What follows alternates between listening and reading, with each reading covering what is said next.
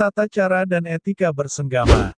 Imam As-Suyuti dalam kitab Ar-Rahmah berkata, ketahuilah bahwa bersenggama tidak baik dilakukan kecuali bila seseorang telah bangkit syahwatnya, dan bila keberadaan sperma telah siap difungsikan.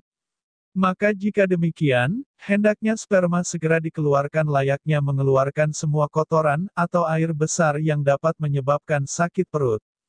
Karena menahan sperma saat birahi sedang memuncak dapat menyebabkan bahaya yang besar.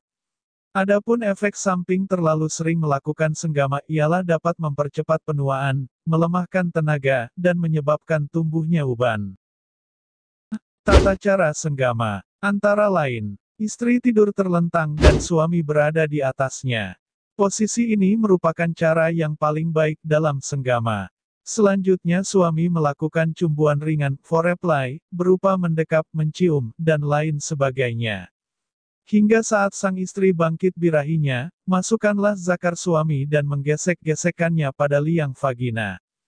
Ketika suami mengalami klimaks ejakulasi, janganlah terburu mencabut zakarnya, melainkan menahannya beberapa saat disertai mendekap istri dengan mesra. Setelah kondisi tubuh suami sudah tenang, maka cabutlah zakar dari vagina istri dengan mendoyongkan tubuhnya ke samping kanan. Menurut para ulama, demikian itu upaya untuk memiliki anak laki-laki. Selesai bersenggama hendaknya keduanya mengelap alat kelamin masing-masing dengan 2 buah kain, satu untuk suami dan yang lain untuk istri. Jangan sampai keduanya menggunakan satu kain karena hal itu dapat memicu pertengkaran. Bersenggama yang paling baik adalah senggama yang diiringi dengan sifat agresif, kerelaan hati dan masih menyisakan syahwat. Sedangkan senggama yang jelek adalah senggama yang diiringi dengan badan gemetar, gelisah, anggota badan terasa mati, pingsan, dan istri merasa kecewa terhadap suami walaupun ia mencintainya. Demikian inilah keterangan yang sudah mencukupi terhadap tata cara senggama yang paling benar. Etika senggama. Ada beberapa etika senggama yang harus diperhatikan oleh suami. Meliputi 3 macam sebelum atau saat melakukannya dan 3 macam sesudahnya. 1. Etika sebelum senggama. Mendahului dengan bercumbu, foreplay, agar hati istri tidak tertekan dan mudah melampiaskan hasratnya. Sampai ketika nafasnya naik turun serta tubuhnya menggeliat dan ia minta dekapan suaminya, maka rapatkanlah tubuh suami ke tubuh istri. B. Menjaga etika saat hendak senggama. Maka janganlah menyetubuhi istri dengan posisi berlutut, karena hal demikian sangat memberatkannya. Atau dengan posisi tidur miring karena dapat menyebabkan sakit pinggang. Dan jangan memposisikan istri berada di atasnya, karena dapat mengakibatkan kencing batu. Akan tetapi posisi senggama yang paling bagus adalah meletakkan istri dalam posisi terlentang dengan kepala lebih rendah daripada pantatnya. Dan pantatnya diganjal dengan bantal serta kedua pahanya diangkat dan dibuka lebar-lebar. Sementara suami mendatangi istri dari atas dengan bertumpu pada sikunya. Posisi inilah yang dipilih oleh para fuqaha dan para dokter. C. Beretika saat hendak memasukkan zakar. Yaitu dengan membaca ta'awuz dan basmalah.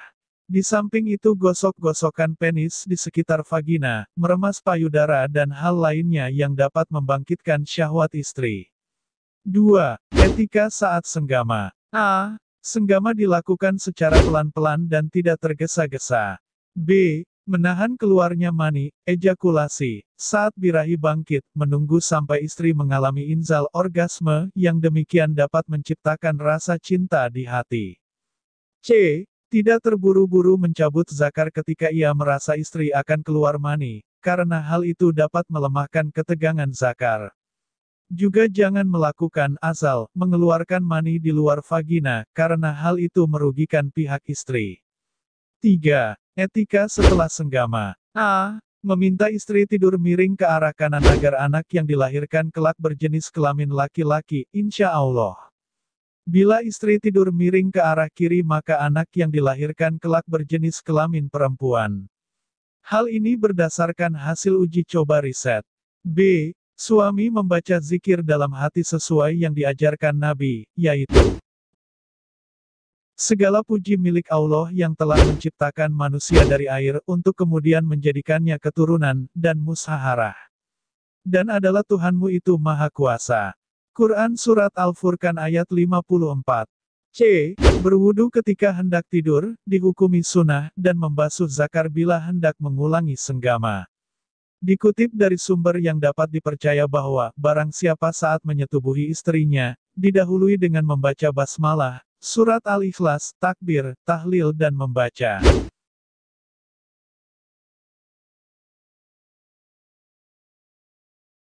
Kemudian suami menyuruh istrinya tidur miring ke arah kanan, maka jika ditakdirkan mengandung istrinya, akan melahirkan anak berjenis kelamin laki-laki, dengan izin Allah. Saya telah mengamalkan zikir serta teori ini, dan saya pun menemukan kebenarannya, tanpa ada keraguan. Dan hanya dari Allah lah pertolongan itu. Demikian adalah penggalan komentar Imam As-Suyuti.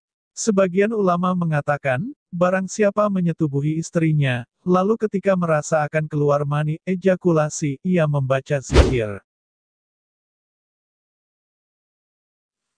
Maka jika ditakdirkan mengandung, istrinya akan melahirkan anak yang mengungguli kedua orang tuanya, dalam hal ilmu, sikap, dan amalnya, insya Allah.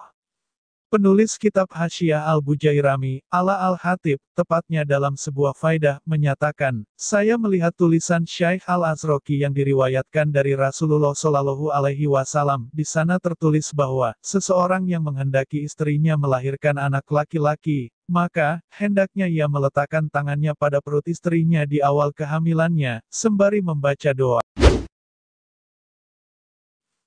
Maka kelak anak yang dilahirkan akan berjenis kelamin laki-laki. Insya Allah mujarab.